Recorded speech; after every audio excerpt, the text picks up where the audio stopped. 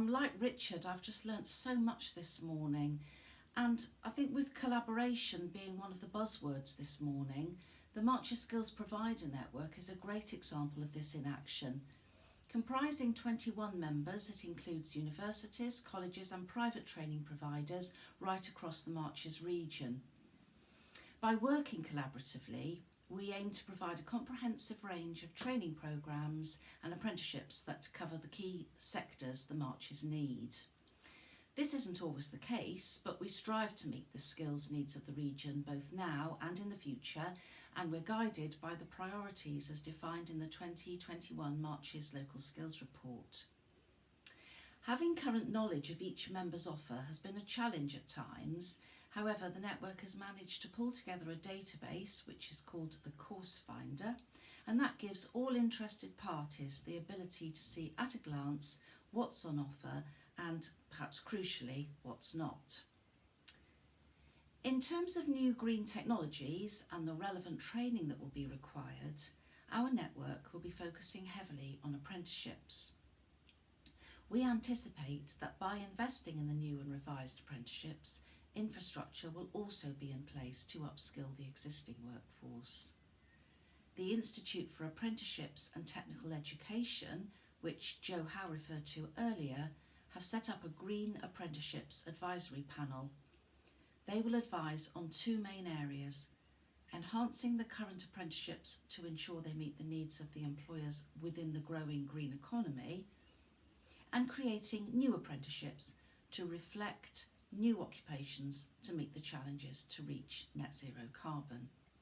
So we watch with interest as to how that recommendations will be implemented, both in terms of speed and content. I think this all sounds pretty straightforward. However, the reality is our members, perhaps not surprisingly, are facing real challenges here. There are three main concerns. One, the cost of investing in new equipment. Two, the physical space to house it all. And three, suitably qualified staff to deliver the training and the cost of upskilling existing staff. We know employers are happy to take up government-funded programmes such as apprenticeships, but they're rarely keen to put their hands in their pockets to get exactly what they want. So it's encouraging to hear from Joe this morning that additional money will be made available. It's also worth noting that for those larger employers who pay into the apprenticeship levy, we would like that to become much more flexible so that they can use some of their money to pay for this training on these emerging technologies. Finally, we have a fear that the demands of these new technologies will change faster than the bureaucratic wheels of government departments. And this week I had a brief conversation with the Property Services Manager at the Wrekin Housing Group, which I think illustrates this point really well. He plans to put 2 employees through a 4-year plumbing and heating apprenticeship in September. When I told him that would include gas, he said, "I don't want gas. 2025's fast approaching." He wanted heat pumps, heat networks, hydrogen and direct electric heating.